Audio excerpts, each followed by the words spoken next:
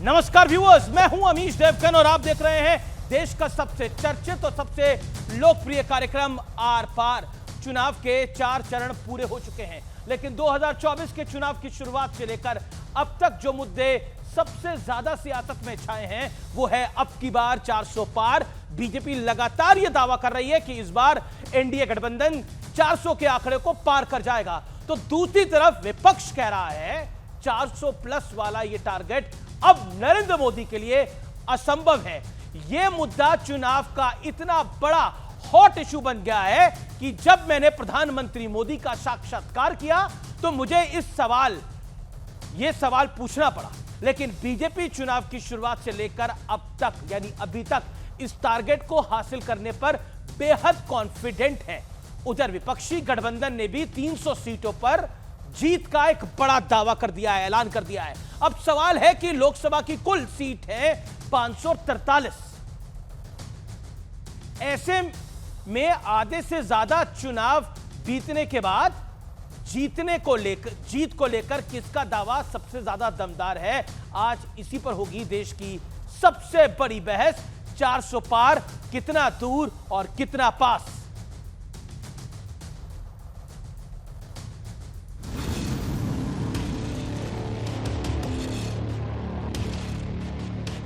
अब की बार 400 पार। अब की बार 2024 के सियासी महासंग्राम के 4 चरण बीत चुके हैं और सवाल है कि अब की बार 400 पार वाले जिस नारे के साथ बीजेपी मैदान में उतरी थी वो टारगेट कितना दूर या कितना पास है। विपक्ष कह रहा है कि 400 पार की पहले मोदी जी बात कर रहे थे, अब नहीं कर रहे हैं। सभी राज्यों के भ्रमण से मैं देख रहा हूं कि ये आंधी है, आंधी, बड़ी आंधी। और 2019 से बड़ी वाली आंधी। 400 पार बहुत आराम से देश की जनता करने वाली है। ये 380 सीट में मोदी जी 270 सीट लेकर पूर्ण बहुमत प्राप्त कर चुके हैं और आगे की लड़ाई 400 पार करने की है। हालांकि विपक्ष अपनी जीत की ताल ठोकते हुए बीजेपी के मिशन 400 पर सवाल भी उठा रहा है।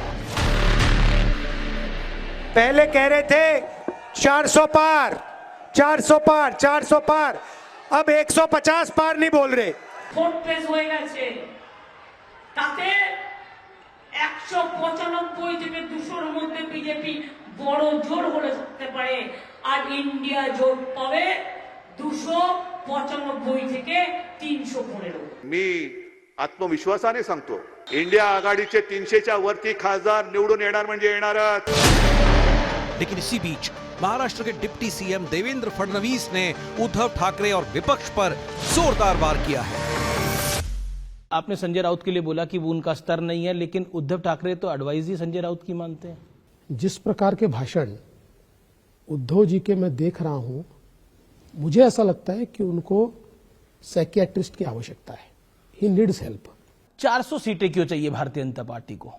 400 पार इसलिए चाहिए कि हमेशा लक्ष्य जो होता है पिछले बार से ज्यादा होता है। जब लोगों ने पिछले बार 350 से ऊपर एनडीए को पहुंचा दिया, तो इस बार 400 पार क्यों नहीं जाएंगे? 10 साल का ट्रैक रिकॉर्ड है हमारा, काम के आधार पर वोट मांग रहे हैं।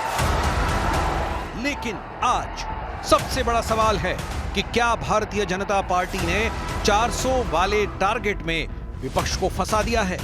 आज इसी पर होगी देश की सबसे बड़ी बहस। 400 पार कितना दूर और कितना पास। प्रधानमंत्री मोदी के मिशन 400 का विश्लेषण। पहला तथ्य, 2019 के बाद ज्यादातर हिंदी भाषी राज्यों में या तो बीजेपी रिपीट हुई है या विपक्ष से सत्ता छीनी है। यह हार्ड फैक्ट है, यह सिंपल प्लेन फैक्ट और तथ्य है। दूसरा बड़ा तथ्य, मिशन साउथ में जी जान से जुटी है भारतीय जनता पार्टी। प्रधानमंत्री मोदी ने मेरे ही साक्षात्कार में कहा कि साउथ एक बड़ा सरप्राइज देगा। अमित जी, आप भी हैरान हो जाएंगे। बढ़ता हूं मैं आगे तीसरे तथ्य की तरफ। पूरब से पश्चिम नए साथियों को जोड़कर बीजेपी ने एनडीए का कुनबा काफी बढ़ाया है, इसलिए भी यह बात है। चौथा बड़ा तथ्य, भारतीय जनता पार्टी ने मैन टू मैन मार्किंग करते हुए कई मौजूदा सांसदों का टिकट काटा है। मोदी का चेहरा, यह एक बहुत बड़ा फैक्टर है। मोदी की गारंटी के नारे के साथ पूरा चुनावी कैंपेन तैयार किया गया है। विपक्ष का फुल टॉस, मोदी पर पर्सनल अटैक, कभी औरंगजेब कहना, कभी गाली देना, और बीजेपी को इस पूरे मुद्दे पर खुलकर सियासत करने का मौका दिया है। और साथ ही साथ मुस्लिम आरक्षण पर तुष्टीकरण वाले आरोप में विपक्ष जो है वो फंस गया है। अब मैं बढ़ता हूं आगे बड़े प्रश्न की तरफ। आज का बड़ा प्रश्न ये है, चुनाव हार जीत से ज्यादा 400 प्लस के नैरेटिव में उलझ के रह गया है कि बीजेपी 400 आएगी नहीं आएगी। इस समय यही पूरा नैरेटिव बन गया है। मेरे साथ बात करने के लिए कई सारे मेहमान हैं। मेरे साथ विवेक श्रीवास्तव हैं, मेरे साथ डॉक्टर सुधांशु त्रिवेदी हैं, मेरे साथ सांसद मलूक नागर हैं, अमीर जमाई हैं। विवेक जी, नैरेटिव क्या विपक्ष का उलझ गया है? 400 बीजेपी आएगी या फिर नहीं आएगी? नहीं आएगी। नैरेटिव क्या है? Prime minister, honourable prime minister भी नर्वस हैं। राम मंदिर का एक मुद्दा खेला गया था और प्राण प्रतिष्ठा की गई थी, सोचा गया था सारे हिंदू पोलराइज होंगे, नहीं हो रहे हैं। आज जो इंटरव्यू न्यूज 18 को दिया ऑनरेबल प्राइम मिनिस्टर में, उसमें कह रहे थे कि साहब मेरी एक गलत छवि मुसलमानों को प्रस्तुत की गई। आज मुस्लिम तुष्टीकरण की बात नहीं कर रहे हैं, पहले ज्यादा बच्चे करने वालों की बात हो रही थी, आज वक्तव्य बदल चुका है। यह क्या दिखा रहा है हमको? और आप ही के चैनल पे, एस्टीम्ड चैनल है आपका, बहुत बड़ा इंटरव्यू था, मैं भी सुन रहा था, और वो चाहते थे कि आपके चैनल के माध्यम से एक मैसेज दें माइनॉरिटीज को। लेकिन ये क्या दर्शा रहा है कि बीजेपी बैकफुट पे आ चुकी है। अमीश जी, ये मानना पड़ेगा, जब आप परफॉर्म कंसिस्टेंटली नहीं करेंगे, सिर्फ इमोशनल इश्यूज पे आकर के। लेकिन देखिए दो फैक्ट है। मैंने तो प्रधानमंत्री नरेंद्र मोदी से पूछा भी कि अब आप जिक्र नहीं कर रहे 400 प्लस का, उन्होंने बोला मैं तो कल ही जिक्र करके आया हूं। और मैं आपको बताऊं, मैंने प्रधानमंत्री मोदी की रैलीज को ट्रैक करा। प्रधानमंत्री मोदी बोल रहे हैं, गृह मंत्री अमित शाह बोल रहे हैं, जगत प्रकाश नड्डा बोल रहे हैं। क्या आपको लगता नहीं है कि अब विपक्ष का नैरेटिव ये है कि बीजेपी का 400 नहीं आ रहा, लेकिन सरकार तो आ रही है? फिर नैरेटिव ये है आप लोगों का? नहीं, नैरेटिव नहीं है। नैरेटिव में तो कई कांग्रेस के बड़े नेताओं ने कहा था, एक ने तो कहा था 150 ही सीट आएगी, दूसरा ने कहा था 180 सीटें आएंगी। तो वो कौन क्या कहता है, वो तो मेरे ख्याल से एक मैच्योर विवेक भाई कहिए वो बात जो मानी जाए। अब लेफ्ट बोले हमारी 50 सीटें आएंगी पूरे देश के अंदर, नहीं कोई मानेगा ना आज की तारीख के अंदर। जी माने कोई नहीं मानेगा 50 सीटें आएंगी। देखिए अगर आप ये कह नहीं वो 50 है या 100 है वो एक अलग इशू है, लेकिन हाँ मैं ये बात आपकी जरूर मानता हूं कि जब हम बोलते हैं तो एक मैच्योर डिस्कशन होना चाहिए, रियलिस्टिक डिस्कशन होना चाहिए, फैक्ट्स एंड फिगर्स भारी होने चाहिए। और मुझे ऐसा लग रहा है कि भारतीय जनता पार्टी बैकफुट पे है, रेटोरिक पे आई हुई है, परसेप्शन क्रिएट करने की कोशिश हो रही है। 400 ओके, बड़ी खबर आ रही है। गृह मंत्री अमित शाह ने बोला है कि हम पहले ही मेजॉरिटी के करीब ऑलरेडी पहुंच चुके हैं, अब लड़ाई 400 प्लस की है। मलूक नागर, ममता बनर्जी कह रही है कि बीजेपी फंस रही है, अटक रही है, और यही बात कांग्रेस के नेता कह रहे हैं। राहुल गांधी तो 150 सीटों की बात कर रहे हैं। क्या मायने हैं इसके? क्या 4 चरण बाद चुनाव फंस रहा है? इनको रोको ना जी, इनको रोको। देखिए जहां तक ममता जी की बात है और वो बीजेपी का सर्टिफिकेट इशू कर रही है, उनको तो सो कॉल्ड इंडिया गठबंधन, जिसमें हर जगह कलकत्ता भी गई, बंबई भी गई, दिल्ली भी गई, पटना भी गई, और वो उसी को तोड़ करके चली गई, और वो खुद उस सो कॉल्ड इंडिया गठबंधन में रही, तो वो सर्टिफिकेट क्या इशू करेंगी? वो तो अपने बंगाल को भी बचा लें तो भी बड़ी बात है, वहां भी बीजेपी की सीट उनसे ज्यादा आएंगी, एनडीए की सीट वहां भी उनसे ज्यादा आएंगी। जहां तक पूरे देश की बात है, आज नॉमिनेशन करा माननीय प्रधानमंत्री जी ने, और कल जो रोड शो करा, रोड शो में जो हालात थे, पिछले 2014 में उन्हें 56% वोट मिला, 2019 में उनको 63 पॉइंट कुछ यानी कि करीब 64% वोट मिला, और 2024 में जहां ये कह रहे हैं कि इनका चुनाव जीतेगा कैंडिडेट, वहां 70% से ज्यादा वोट माननीय प्रधानमंत्री जी को मिलेंगी। राजेश मिश्रा जो मेरे साथ कांग्रेस में विधायक रहा, उसने भी ज्वाइन कर लिया, वहां से वो सांसद रहा, तो वहां एक तरफा है बिल्कुल। और आज एनडीए का पूरा कुनबा इकट्ठा होकर के सारे पहुंचे, और उससे बिल्कुल एकदम पूरे देश में एक लहर गई है। और जहां तक बात है इनकी, जो कुछ का कुछ बोल रहे हैं, एक 150 करा, 180 करा, 220 करा, एक 250 करा, सबका एवरेज निकालें तो 200 तो खुद कह रहे हैं, और अगर मान लो हम कह रहे हैं कि इनकी पिछली बार से भी 50 से भी कम आएंगी, तो इनकी भी अगर 50 से कम, जवाब ले लेते। ओके विवेक बस खत्म कर रहा हूं, तो सुनो खत्म कर रहा हूं। तो इनकी भी जो है डबल हो गए 100 के करीब, सब खत्म कर रहा हूं बस। इनकी भी डबल होकर के करीब 80 आ जाएंगी, और हमारे को भी इनके अनुसार डबल माने, तो ये खुद 400 कह रहे हैं, तो अब की बार 400 पार पक्का 100% कन्फर्म है। मलूक नागर जी नहीं, मलूक नागर जी सिर्फ रेटरिक से और भावनाओं में आकर के नारे मैं कभी नहीं लगाता। मैं रियलिस्टिक बात हमेशा करता हूं, चाहे वो इंडिया गठबंधन की हो। रियलिस्टिक बात यह है कि एक एंटी इनकम्बेंसी है जो सरकार के भारी तरीके से खिलाफ है। एक पोलराइजेशन का कार्ड राम मंदिर के रूप में भी खेला गया था और वो भी फेल हुआ है, यह सच्चाई है। इस देश का हिंदू मैच्योर्ड है, उसकी अपनी जो समस्याएं हैं, बेरोजगारी है, महंगी पढ़ाई है, महंगी प्रॉपर्टियां हैं, महंगा ट्रांसपोर्टेशन सिस्टम है, ये सब सामने आ रही हैं। कुछ चंद बिजनेस हाउसेस को जिस तरीके से प्रमोट किया गया, small and mid size enterprises को आपने नहीं मदद करी, स्मॉल ट्रेडर्स की आपने नहीं मदद करी, ये सारी चीजें आज सामने आ रही हैं। और फिर आकर के आज तुष्टीकरण को छोड़ करके जब न्यूज 18 के एक अच्छे इंटरव्यू के अंदर वो प्राइम मिनिस्टर कहते हैं कि गोधरा के अंदर साहब मेरे बारे में मुसलमानों में गलत छवि पेश की गई, आज तुष्टीकरण की बात नहीं हो रही है। इसका मतलब सरकार और ऑनरेबल प्राइम मिनिस्टर दोनों बैकफुट के ऊपर हैं। और हां, ममता बनर्जी ने यह नहीं कहा वो इंडिया गठबंधन के बाहर हैं। चुनाव जरूर हम आपस में लड़ रहे हैं, लेकिन उन्होंने यह भी कहा है कि मैं इंडिया गठबंधन को ही समर्थन दूंगी। ठीक है सुधांशु त्रिवेदी, मलूक नागर जी यहां पे भी आपने करेक्ट करिए। सुधांशु प्रश्न ये है, प्रधानमंत्री नरेंद्र मोदी का मैंने साक्षात्कार किया तो प्रधानमंत्री नरेंद्र मोदी से पूछा कि 400 पार आप जा रहे हैं कि नहीं जा रहे, अब आप उसकी बात नहीं कर रहे। उन्होंने बोला कि हम 400 पार तो जा ही रहे हैं, मैं तो कल भी इसकी बात करके आया हूं। लेकिन ममता बनर्जी कह रही है, यानी ममता दीदी कह रही है कि बीजेपी का मामला 210 पे अटक गया है। गृह मंत्री अमित शाह कह रहे हैं कि 270 ऑलरेडी नरेंद्र मोदी जी क्रॉस कर चुके हैं 4 राउंड के चुनाव के अंदर। राहुल गांधी कह रहे हैं 150 की कहानी है। पब्लिक कंफ्यूज है भयंकर रूप से। वो क्या रहा है? क्या बीजेपी पे प्रेशर है? क्या बीजेपी दबाव में है? पहली बार क्या आप ये मानेंगे बीजेपी में एक प्रेशर देखने को मिल रहा है क्या? सुधांशु जी, मैं अमित जी कहना चाहूंगा, पिछले लोकसभा चुनाव में एक भी सर्वेक्षण हमें 270 नहीं दे रहा था, सिवाय एक्सिस माई इंडिया को छोड़ के। एग्जिट पोल में भी नहीं दिया था, मगर रिजल्ट कुछ और आया। तो कई बार होता है प्रेशर अप्लाई करने का मैकेनिज्म इन लोगों के पास ज्यादा है, जिसको आप कहते हैं ना कि एक डायलॉग था कि सरकार भले उनकी ये सिस्टम हमारा है, तो वो नैरेटिव सेटअप करने का प्रयास करते हैं। परंतु मैं 2-3 फैक्ट बताना चाहता हूं।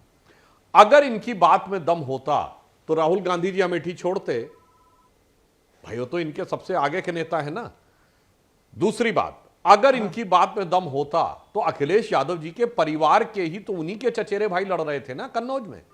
अब समाजवादी पार्टी के कार्यकर्ताओं ने कहा नहीं अखिलेश भैया लड़ेंगे, इसका मतलब अखिलेश जी को लगा कि वो लड़ेंगे तभी कन्नौज निकल पाएगी। वैसे तो वो तब भी उसके बाद भी नहीं निकल रही है। इसका 400 सीट से इसका अर्थ ये हो गया उनकी तो ये क्षमता होनी चाहिए थे।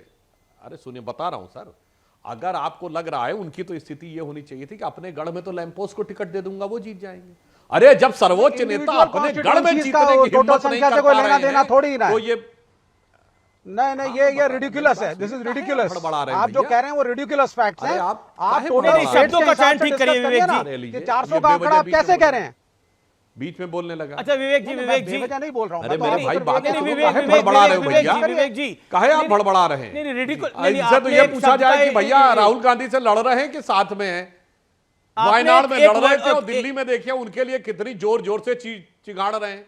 इसलिए फैक्ट पे बात करिए। एनालिसिस की तरह होना, स्टेट वाइज आ जाओ, हम भी बैठे हैं, आप भी बैठे हैं, एक स्टेट उठाइए और करिए एनालाइज मेरे साथ। नहीं है इसका मतलब, अरे भाई मैं आपसे पूरी बात होने दीजिए, उसके बाद मैं आपके बीच में डिस्टर्ब नहीं कर रहा था। शांति से बैठिए जी। हर समय बीच में चिल्लाना आपकी आदत है, जब देखो तब दूसरे के बारे में बीच में बोलना। नहीं कोई चिल्ला नहीं रहा सर। आप अभी आपसे पूछा जाए वायनाड में राहुल गांधी यहां से लड़ रहे हैं, अगर वायनाड में राहुल गांधी लड़ रहे हैं, चलिए लड़े ना लड़े, 400 के आंकड़े से क्या लेना देना? किसको बेवकूफ बना रहे हैं, दिल्ली वालों को या वायनाड वालों को? बोलिए आप। अब आपसे स्ट्रेट फॉरवर्ड ने सवाल पूछा, किसको बेवकूफ बना रहे हैं, वायनाड को या दिल्ली को? बोलिए। या अखिलेश कन्नौज से लड़ रहे हैं या कहीं और से, 400 के आंकड़े से क्या लेना देना है? आप आंकड़े की बात पे आ नहीं रहे हैं, आप वो बात अवॉइड कर रहे हैं। स्टेट वाइज आप कुछ बोल नहीं रहे हैं। आपने सुधांशु त्रिवेदी को बोला कि सुधांशु, ठीक है एक सेकंड, आपने सुधांशु त्रिवेदी को बोला कि वो रेडिकुलस फैक्ट प्रेजेंट कर रहे हैं। नहीं, क्योंकि हिंदी में इसका मैं अनुवाद कर लेता हूं। मतलब उनके, आपने जिस शब्द का इस्तेमाल किया वो टेलीविजन स्क्रीन पर नॉर्मली नहीं करते, लेकिन आपने करा, आपकी मर्जी थी। मैं तो एक फैक्ट जानता हूं, एक फैक्ट ये है कि लेफ्ट ने वायनाड में एनी राजा को राहुल गांधी के सामने खड़ा, ये फैक्ट है कि नहीं है? अब ये रेडिकुलस है, ये सही है? अब आप ही इसकी जानकारी दीजिएगा। पॉइंट नंबर 1, सुधांशु त्रिवेदी, जिस बात को एक टॉपिक जो आज का टॉपिक 400 है ना, टॉपिक 400 है, बनाइए 400 को टॉपिक। आप तो उस पे बात करें ना, ये कि 400 नरेंद्र मोदी 400 पार नहीं जा रहे हैं। अब देखिए ये 300 पे रुक जाएंगे। तो अमेठी का लेना देना क्या है 400 से? कन्नौज का क्या लेना देना है? बिल्कुल लेना देना है, क्या वो सीटें ऐड नहीं होती? ओके सुधांशु त्रिवेदी, नहीं, ओके सुधांशु त्रिवेदी। अरे मैं बता रहा हूं भाई, क्या यार लॉजिक देने लगते हैं पॉलिटिकल आदमी होके। मैं बता रहा हूं क्या लेने देने, मेरी बात सुनिए। जिस समय पहली बार कांग्रेस सत्ता से बाहर हुई तो इंदिरा गांधी रायबरेली और अमेठी दोनों हारी थी। यदि आप अपने गढ़ में हार रहे हैं तो इसका मतलब आप साफ हो रहे हैं। आप पश्चिम बंगाल हारे थे, उसके बाद कोई सीटें नहीं मिली पिछली बार। मेरा कहने का मतलब यह था, यदि सर्वोच्च नेता को अपनी कॉन्स्टिट्यूएंसी में, जो कि उनकी जागीर की तरह रही है, मैं खराब शब्द प्रयोग कर रहा हूं, जिसको वो अपनी जागीर मानते रहे, वहां पे वो जीत के आश्वस्त नहीं है, डर के भाग रहे हैं, इसका मतलब बाकी स्टेट में तो साफ हो रहे हैं। ये इसका मतलब है, सिंपल सा, इसमें कोई बहुत दिमाग लगाने की जरूरत नहीं है। ये मैंने कहने का प्रयास किया। कन्नौज में अखिलेश यादव घबराए हुए हैं, अमेठी से राहुल गांधी भागे हुए हैं, सोनिया गांधी जी चुनाव लड़ने नहीं गई। अगर इतना ही अच्छा माहौल था तो जैसे वो गई एक दिन के लिए रायबरेली में, राज्यसभा के नॉमिनेशन के लिए भी तो एक बार गई थी, वो नॉमिनेशन करके चली आती, साहब हम तो 5 लाख से जीते थे, 2009 में जीत जाएंगे। सबको पता है कोई नहीं लड़ना चाहता। ये बताइए किशोरी लाल शर्मा को क्यों लड़ने कहा अमेठी?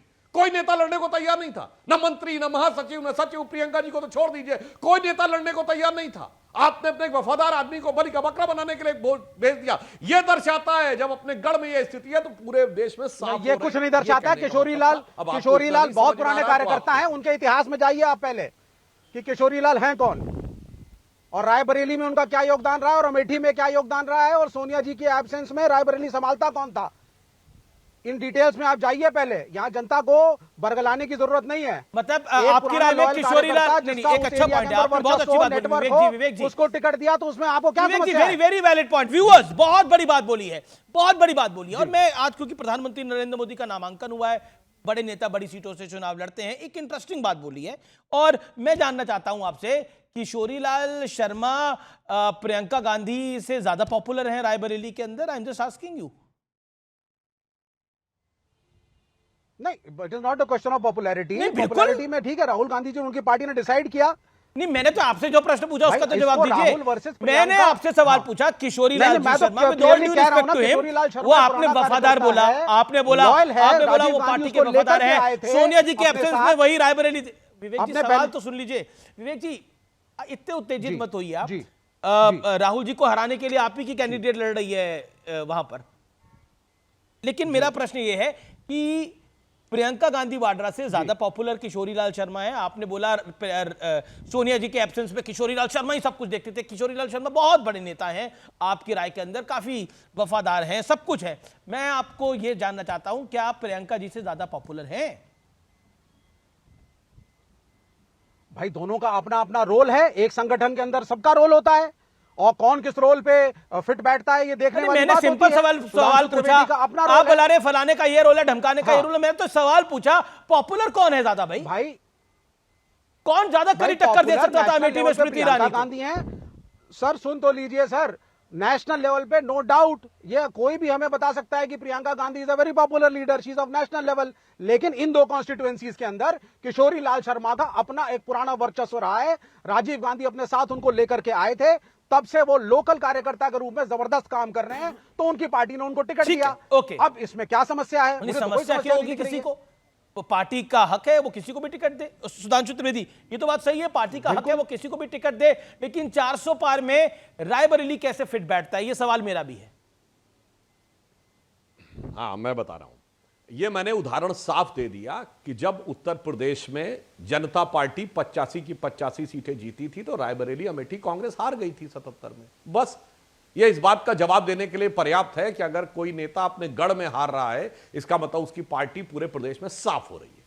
इतना सिंपल सी बात अगर किसी को नहीं समझ में आ रही है तो मुझे लगता है कि फिर वो तर्क न करके कुतर्क करने का प्रयास वाराणसी में हार रहे हैं। किशोरीलाल शर्मा जी के बारे में मैं उसी लॉजिक से कह रहा हूं कि ऑनरेबल प्राइम मिनिस्टर वाराणसी में हार रहे हैं। ये मेरा कहना है कि ऑनरेबल प्राइम मिनिस्टर वाराणसी में हारेंगे। यार अब आप बताइए, ठीक है, क्या आप इससे डिटेक्ट कर रहे हैं कि यूपी के अंदर 80 में से एक भी सीट मैं नहीं बोल रहा आएगी? हूं ये इस तरीके से तुक्केबाजी अरे भाई मारना मैंने तो ये कहा कि भाई अरे कौन भाई हारेगा तो उससे क्या होने जा रहा है। प्रधानमंत्री आप कह रहे हैं भाई वाराणसी से अमीर हारेंगे। जी अब मैं अपनी बात कर लूं। अमीर जी देखिए, विवेक जी आप कुतर्क और बेहुदेपन के तर्कों की हद कर रहे हैं। प्रधानमंत्री का छोड़े क्या वाराणसी? नहीं आपका राहुल गांधी छोड़ के भाग गए और हमारा तर्क बेहुदा। अखिलेश यादव वहां चुनाव नहीं लड़ रहे थे। प्राइम मिनिस्टर नहीं हार रहे। विवेक जी ये तरीका नहीं। विवेक जी प्रॉब्लम ये है कि आप बीच में बोलते हैं। विवेक जी मेरा निवेदन, देखिए आप बड़े सीनियर लीडर हैं, विवेक जी बहुत सम्मानित है, लेकिन आप बीच में बोलते हैं और इस समय आप सिर्फ बेहुदापन कर रहे हैं और कुछ नहीं कर रहे हैं। ओके, सुधांशु त्रिवेदी। हाँ, मैं साफ बात कह रहा हूं। प्रधानमंत्री जी ने ना अपनी कॉन्स्टिट्यूंसी छोड़ी ना टिकट बदला। अखिलेश ने कन्नौज में टिकट बदला, राहुल गांधी ने अमेठी छोड़ी। अब जवाब दीजिए। आए बाएं साएं बेहुदेपन की बात करना, बीच में टोकने लगना। मैंने जो सवाल पूछा उसका जवाब नहीं दिया। ओके, विवेक, राहुल गांधी से लड़के दिल्ली में क्यों उनके साथ खड़े हो, इसका जवाब दो। किया था वायनाड में उनसे लड़कर पिनारी विजयन राहुल गांधी के खिलाफ बयान देते हैं, दिल्ली में क्यों साथ खड़े हो, इसका जवाब दो। सुनिए भाई सुन लीजिए मेरी बात को। प्राइम मिनिस्टर भी एक जमाने में वाराणसी पहुंचे थे, वो यूपी के नहीं थे, उन्होंने वहां पे एक जीत हासिल करी और कोई बात नहीं, पूरा देश हमारा है, हमने तो कुछ नहीं कहा। अब आप जो है जबरदस्ती डिक्लेयर कर देते हैं राहुल गांधी हार रहे हैं तो साहब अमेठी भी हार गए, तो क्योंकि ये शीर्ष नेता हार रहे हैं इसलिए सारा चुनाव हार गए, तो इसलिए 400 सीट आएगी। अमेठी में तो राहुल जी लड़ ही नहीं रहे चुनाव। लॉजिक नहीं है विवेक जी, आपको क्या हो गया? अमेठी में तो राहुल जी चुनाव ही नहीं लड़ रहे। आई सिंपैथाइज विद यू।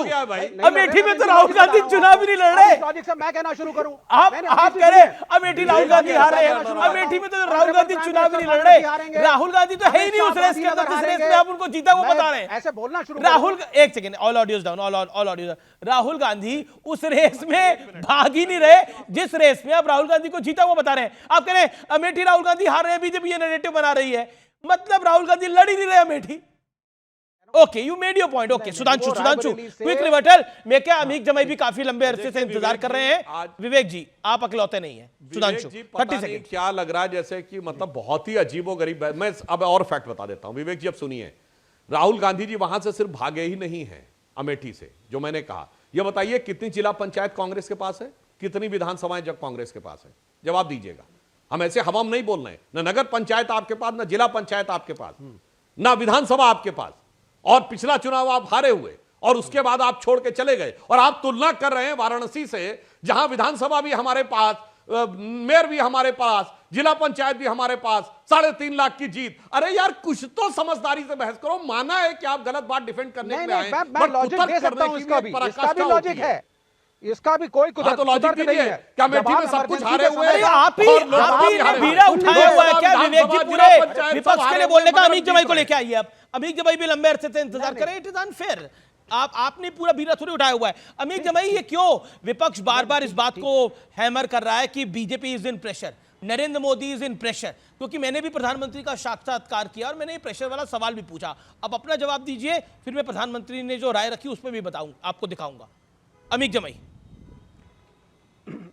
देखिए, मैंने आपका इंटरव्यू देखा था, आपको बहुत मुबारकबाद इसके लिए। लेकिन प्राइम मिनिस्टर ऐसा लग रहा था कि पहली बार उनके अंदर जो आत्मविश्वास हुआ करता था, उनका जो विवेक हुआ करता था, ये दोनों चीज़ें उनके अंदर से मिसिंग थी। जो एक कॉन्फिडेंस उनका हम 2019 में देख रहे थे, क्योंकि अखिलेश यादव जी ने और आदरणीय राहुल जी ने मिलकर जो एजेंडे पर प्रधानमंत्री को पिच पे लाने का काम किया, प्रधानमंत्री जी उससे फिसल रहे हैं। प्रधानमंत्री जी 2 करोड़ नौकरी पे बात नहीं कर पा रहे हैं। प्रधानमंत्री जी आप सोचिए कि काशी, लोग कहते हैं ना कि काशी मथुरा काबा जाओ उसके बाद झूठ मत बोलो, वो काशी ने इनको प्राइम मिनिस्टर बनाया। 18,000 करोड़ रुपए नमामि गंगे का भारतीय जनता पार्टी खा के गटक गई, उसका कोई पता नहीं चला। आज भी मां गंगा हमारी जो है साफ नहीं हुई। लेकिन जो जहाज चला था, मैं आपसे सवाल पूछ रहा हूं, क्यों अखिलेश जी कह रहे हैं, क्यों ममता जी कह रही हैं, क्यों राहुल गांधी कह रहे हैं कि बीजेपी का आंकड़ा 200 पे फंस जाएगा? राहुल गांधी तो 150 कह रहे हैं, अखिलेश जी कह रहे हैं 200 सवा 200 में बीजेपी फंस रही है। मैं इसीलिए अमीश जी, मैं मुझे 30 सेकंड दे दीजिए। देखिए, उत्तर प्रदेश में जो डबल इंजन का मामला था, आप कहीं पे भी जाइए पूरे उत्तर प्रदेश में, जो हमारे उत्तर प्रदेश वाला जो फोटो है ना, वो 2 फोटो के बीच में गायब है। मुख्यमंत्री हमारे कहीं है ही नहीं। मतलब आप सोचिए कि दो लोगों ने ये तय कर लिया कि देश उनसे ही है। दो लोगों ने जिस देश हमारे भारत की 20 घंटा इन्होंने प्राइम मिनिस्टर ने 10 साल इस देश के 4 पूंजीपतियों के लिए काम करने में अपना वक्त बिताया।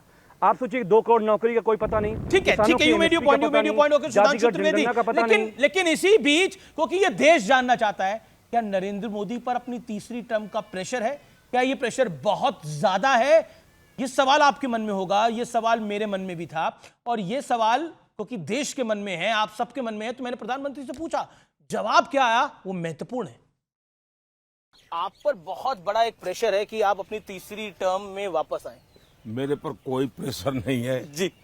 देश की जनता का प्यार यही मेरी बहुत बड़ी शक्ति है जी। देश की जनता के आशीर्वाद यही बहुत बड़ी पूंजी है, और इसलिए प्रेशर मैं देख रहा हूं कि इंडिया अलायंस में है, क्योंकि उनके इंडिया अलायंस बन ही नहीं पा रहा है। इंडिया अलायंस पे प्रेशर है क्योंकि इंडिया अलायंस बन नहीं पा रहा है, और ये फैक्ट है अमीक जमई। अब प्रधानमंत्री ने, आपने बोला घबराए हुए बोल रहे हैं, मैंने आपके इंटरव्यू में देखा प्रधानमंत्री तो मुस्कुराकर, जब मैंने सवाल पूछा तो वो मुस्कुराए और बोले अरे अमीश भाई मेरे पे कोई प्रेशर नहीं है, एंड ही स्माइल्ड। अमीश जी आप वाराणसी की जो आपने रैली की फोटोग्राफ एक बार चला लीजिए, आधे से ज्यादा उसमें हमारे पुलिस के जवान दिखेंगे। तो रैलियां प्राइम मिनिस्टर की कैसे होती है डीएम कप्तान को लगा के, वो सबको मालूम है। दूसरी बात यह कि प्रधानमंत्री इस देश के मुद्दों पर बात क्यों नहीं कर रहे हैं? क्यों वो हमारे मुल्क को एक पैरामोडियल एरा में ले जाने की बात करते हैं? क्यों वो रिलीजियस पोलराइजेशन का सहारा ले रहे हैं? क्यों नहीं वो देश के मुद्दों पे, जिस मुद्दे पर वो चुने गए थे 14 में 19 में, उनको बात करना चाहिए, उनको बताना चाहिए कि इस देश के 2 करोड़ नौकरी आखिर में निर्मला सीतारमण ने बोला कि 2 करोड़ की जगह हम 50 लाख नौकरी दे पाए। की बात तो सपा क्यों से शुरू हमारे हुई ना, देश वोट की जिहाद की बात, चीन ने हमारे चीन ने हमारे देश पे कब्जा क्यों किया? ठीक है, चीन ने हमारे देश पे कब्जा क्यों किया? ये देश के प्राइम मिनिस्टर को बताना चाहिए। सुधांशु त्रिवेदी। अमीक भाई कह रहे हैं कि बीजेपी घबराए हुए हैं, प्रधानमंत्री घबराए हुए हैं, और योगी जी मैं स्टेप बाय स्टेप जवाब दे रहा हूं। मैं दर्शकों से कहता हूं जाइए ध्यान करिए, यूपी चुनाव के समय हम ही ने 400 नहीं बोला, अखिलेश जी बोले थे 400 सीटें आएंगी। उनसे पत्रकारों ने मजाक में ये भी पूछा था कि भाई बची 3 आपने छोड़ किसके लिए दी, तो कहीं वो थोड़ा विपक्ष के लिए रहना चाहिए। तो अगर वो हमको विधानसभा में 3 दे, मैं वही कर रहा हूं आपके चैनल पे, 2022 में बोली थी, और मैं तारीख बताता हूं 9 जनवरी को बोली थी ये बात। मैं वही 2 बजे के मेरे साक्षात्कार मान रहे हैं कि जो 400 का नारा है वो गलत है। सुधांशु आप ये मान रहे हैं कि जो 400 का नारा है वो गलत है? अमित जी पूरी बात होने दीजिए, पूरी बात होने दीजिए। तो सुनिए, जब अखिलेश यादव जी हमारे लिए 3 सीटें दिए थे, हमें 3 विधानसभा दिए थे, तो हम 255 आए। अब अगर ये अपने मुंह से 230 लोकसभा बोल रहे हैं तो 400 पार तो हम हो रहे हैं। यानी जो ये बोल के विधानसभा में साबित कर चुके हैं, वो लोकसभा में उसके अनुसार देखें तो जो कुछ मोदी जी कह रहे हैं वो कहीं से मुश्किल नजर नहीं आ रहा है। अब मैं इनको ये बताना चाहता हूं कि भाई ये कह रहे हैं पोलराइजेशन की बात, तो इनकी देखिए, इनकी कैंडिडेट बोलती है फर्रुखाबाद में वोट जिहाद, और कह रहे हैं हिंदू मुस्लिम हम ला रहे हैं। कांग्रेस कहती है कर्नाटक में सारे मुसलमानों को आरक्षण देंगे, हिंदू मुस्लिम हम ला रहे हैं। लालू प्रसाद यादव जी कह रहे हैं कि मुसलमानों को आरक्षण मिलना चाहिए पूरा का पूरा, हम ला रहे हैं, बीच में ये विषय ला रहे हैं। क्या बात कर रहे हैं साहब? फारूक अब्दुल्ला साहब से लेके वो बोल रहे हैं पाकिस्तान के पास एटम बम है, वो हम ला रहे हैं। मणिशंकर अय्यर बोल रहे हैं पाकिस्तान से का सम्मान करना चाहिए, ये हम ला रहे हैं बीच में। और तो और पाकिस्तान का पूर्व मंत्री फवाद चौधरी राहुल गांधी भाई आप भी बचते हो प्रधानमंत्री जी, कोई इंडी गठबंधन वाला ये नहीं बोल पा रहा। भाई तुमसे क्या मतलब? भारत में चुनाव हो रहा है, आप सब लोग सुनकर बड़े खुश हो गए। किसानों को एमएसपी क्यों नहीं मिला?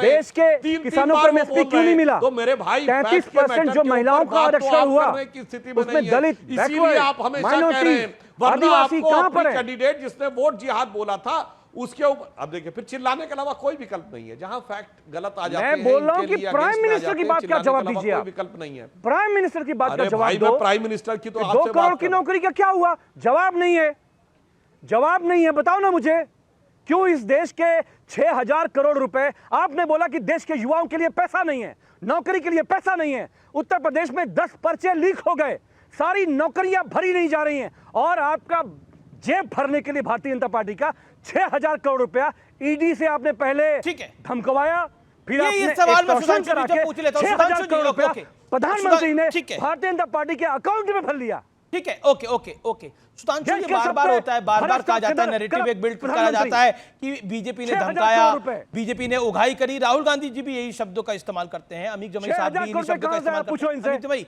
आप ही के प्रश्न का उत्तर ले रहे हैं, इत्मीनान से। ओके, सुधांशु त्रिवेदी। अमीश जी, मेरा आपसे यह अनुरोध है कि जब ये लोग बोले मेरा फीडर डाउन कर दीजिए और मैं बोलूं तो इनका फीडर डाउन कर दीजिए, क्योंकि ये डिबेट नहीं करना चाह रहे हैं, ये सिर्फ चिल्ला के रायता फैलाना चाह रहे हैं। अब मुद्दा आप नहीं तय करेंगे ना अमीर जमाई जी? ओके, बोलिए। अब मुद्दे पे ही बोलूं। आपने कहा कि 6,000 करोड़ रुपए हमने लिए, हमारी 17 राज्यों में सरकार है और 2 बार से हमारी केंद्र में स्पष्ट बहुमत की सरकार है, तो 6,000 करोड़ रुपए आपको धमकाने के लिए लग रहा है। कांग्रेस की 3 राज्यों में सरकार है और 2 बार से उनकी मुख्य विपक्षी दल के लायक सत्ता नहीं, उनको 1,500 करोड़ रुपए किस बात पे मिला है? न्यौछावर पे मिला है। एक राज्य में सरकार है तृणमूल कांग्रेस की, 1,600 करोड़ रुपए लिए हैं, वो उनको पूजा अर्चन करने के लिए अर्पित कर दिया गया है। डीएमके की एक राज्य में सरकार है, 950 करोड़ रुपए लिए हैं, और इससे ज्यादा क्या हो सकता है? मैं रुपया भी ले रहा हूं, सैकड़ों करोड़ ले रहा हूं और फिर चिल्ला भी रहा हूं काला धन काला धन। इससे ज्यादा वाहियात और एब्सर्ड बात नहीं हो सकती। इसलिए मैं इंडी गठबंधन वालों के लिए कहूंगा कि वो पैरवी तो झूठ की करता चला गया, बस उसका चेहरा उतरता चला गया। वो सैकड़ों करोड़ लेता चला गया और काला धन कहता चला गया, और उसके बाद भी सैकड़ों करोड़ लेता चला गया। यह एक प्रकार का रिड्यूक्लस तर्क है। वरना अमित जमाई जी, भाग के मत जाइएगा, बता के जाइएगा कि अगर उस अनुपात में देखें कि हमें 17 राज्यों में सरकार और 2 बार केंद्र सरकार पे 6,000 करोड़ मिलते हैं, तो कांग्रेस को 1,500 करोड़ रुपए केवल 3 राज्यों की सरकार पे और तृणमूल कांग्रेस को एक राज्य में 1,600 करोड़ क्यों मिले? अगर आपको लगता है वो काला धन है तो क्यों नहीं लौटाया? अगर आपको लगता है काला धन है तो उनके नाम क्यों नहीं सार्वजनिक किए? इसलिए आपका दोहरा चरित्र जनता के सामने एक्सपोज हो गया है। ओके, अमित जमाई, अब आपका वक्त है, अब आप अपनी बात को 1 मिनट पे रखिए, योर टाइम। अमित जी, देखिए, बताइए कि देश में जो ईडी है, सीबीआई है, वो इनके पास है, समाजवादी पार्टी के पास नहीं है, कांग्रेस के पास नहीं है। पहला आप ईडी सीबीआई का छापा पड़वाते हो, 6 दिन के बाद रेड्डी आपके अकाउंट में पैसा डालता है। भाई, ये क्या स्कीम है? इंडियन एक्सप्रेस में सारे छापों की डिटेल छपी कि छापे के बाद आपने एक्सटॉर्शन का पैसा भारतीय जनता पार्टी के अकाउंट में गया। जब देश के नौजवानों को अग्निवीर में नौकरी परमानेंट देने की बात होती है, प्रधानमंत्री बोलते हैं कि हमारे पास पैसा नहीं है, परमानेंट नौकरी नहीं मिल सकती।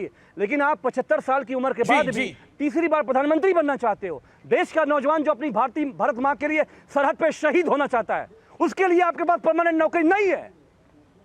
क्या था सपना आपका उस देश के नौजवान के लिए? ठीक है Amit Jamai, it's been more than 1 minute, you made your point. Amit Jamai, आपको एक मिनट से ऊपर दिया, लेकिन आपने बोला कि बीजेपी वालों ने, यही पॉइंट है ना आपका, 6,000 करोड़ से 6,000 करोड़ इनको बॉन्ड के थ्रू मिला। बीजेपी ने एक सेकंड फिर इनसे पैसा। देखिए अमित जमाई, ये अनफेयर है, ये अनफेयर इसलिए कि यू मेड योर पॉइंट। आपने 1 मिनट 30 सेकंड बोला, उससे पहले आपने 2.5 मिनट बोला, you got your all the time. Point ये है कि आपने बोला, व्यूअर्स, क्या बोला गया? ये बोला गया कि बीजेपी ने 6,000 करोड़ रुपए जो बॉन्ड के थ्रू लिया, वो उगाही करी, ईडी और सीबीआई का प्रेशर बनाया क्योंकि सेंटर में सरकार है, यही कहा गया। 6,500 करोड़ विपक्ष ने लिया, यानी इंडिया अलायंस ने 6,500 करोड़ के लगभग पैसा उनको बॉन्ड के थ्रू मिला। यानी बीजेपी से 500 करोड़ रुपया लगभग ज्यादा, अप्रोक्सीमेटली, मैं एग्जैक्ट फिगर्स में नहीं जाता।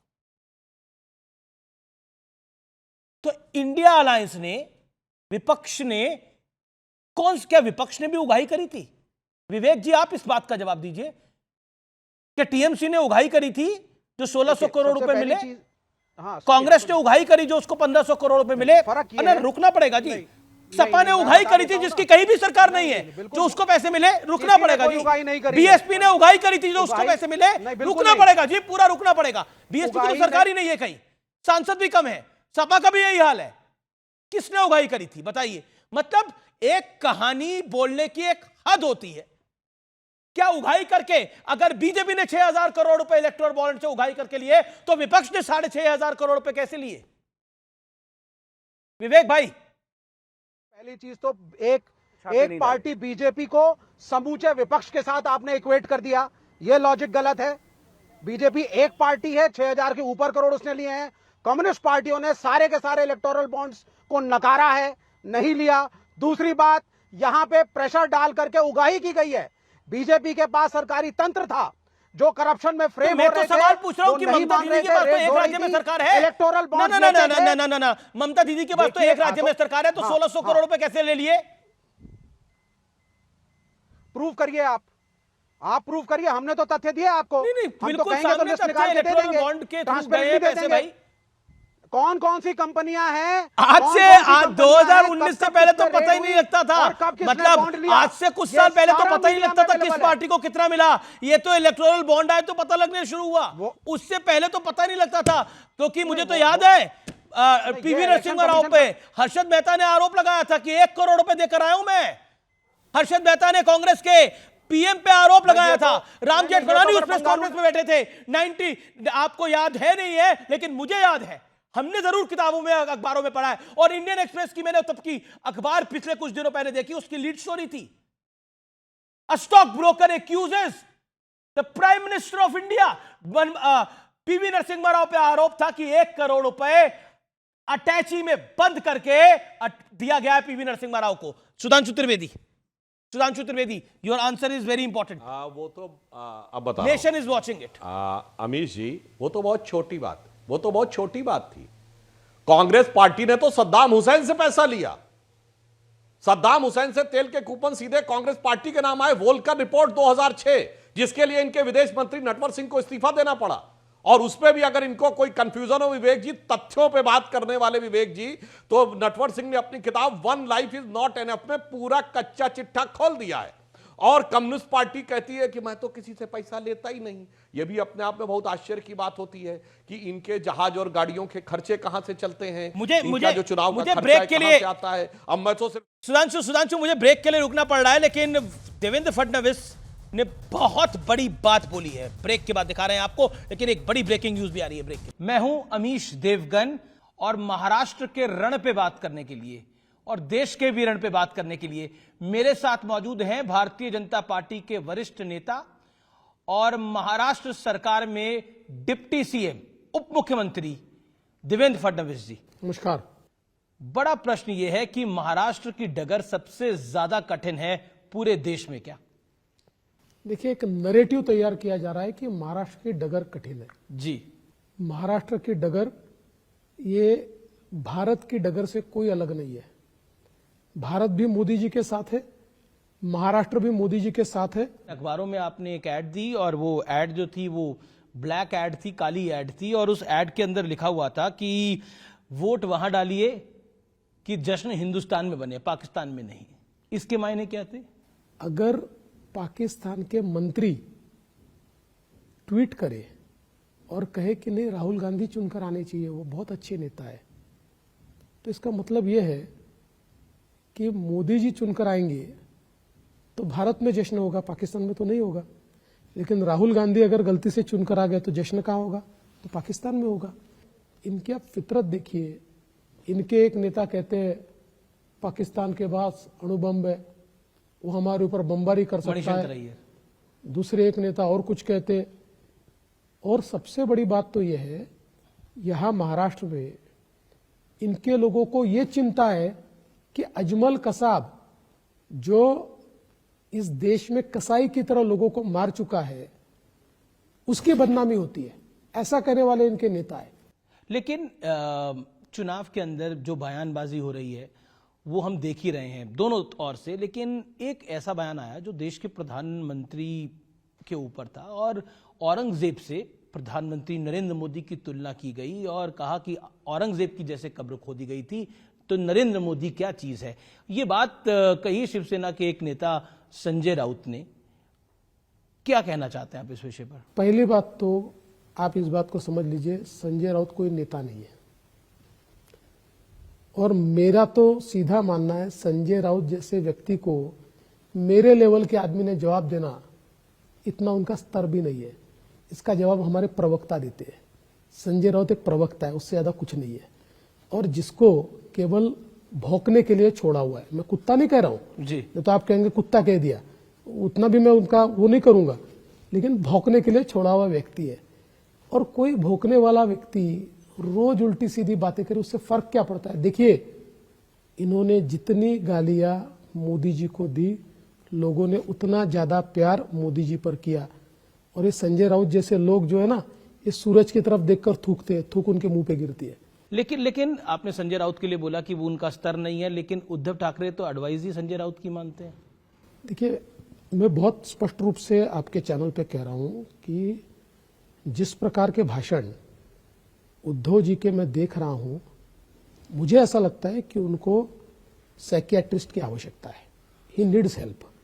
मुस्लिम आरक्षण को लेकर लालू प्रसाद यादव ने एक बड़ी बात बोली और उसकी बात प्रधानमंत्री ने, अमित शाह ने महाराष्ट्र की अपनी सभाओं में भी करी है। क्या आपको लगता है कि मुस्लिम आरक्षण एक मुद्दा है इस चुनाव के अंदर, जैसा बीजेपी बनाने का प्रयास कर रही है? जहां जहां कांग्रेसी सरकारें आती है वहां धर्म के आधार पर आरक्षण देते, सुप्रीम कोर्ट से वो खारिज होता है। अब इन्होंने नया मॉडल लाया है कि मुस्लिमों को ओबीसी में डाल दो, ओबीसी कैटेगरी में। हालांकि वो भी टिकेगा नहीं, सुप्रीम कोर्ट में वो भी उड़ जाएगा। लेकिन इनकी मानसिकता देखिए कि ये ओबीसी का आरक्षण कम करके, और बाबा साहब आंबेडकर ने जिस बात को प्रतिपादित किया था कि आप नहीं कर सकते, वो बैकडोर से करने की कोशिश कर रहे हैं।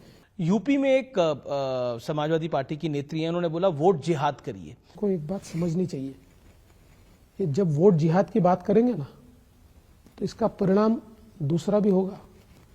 लोग चुप नहीं बैठेंगे। बीजेपी इस बार 28 सीटों पर चुनाव लड़ रही है। आपका अलायंस जो है, पिछली बार आपने 25 में से 23 जीती थी, लेकिन मैं आपसे महाराष्ट्र का नंबर पूछना चाहता हूं कि क्या नंबर आपको दिखाई देता है? कि मैं बहुत साफ शब्दों में कहता हूं, पिछले समय 41 सीटें हमारी आई थी, बीजेपी और शिवसेना और हमारा अलायंस मिलाकर। इस बार हम उससे आगे जा सकते, पीछे नहीं आएंगे। चलिए, बहुत बहुत शुक्रिया, आपने हमें अपना समय दिया। Devendra Fadnavis ji, thank you so much. Thank you, नमस्कार।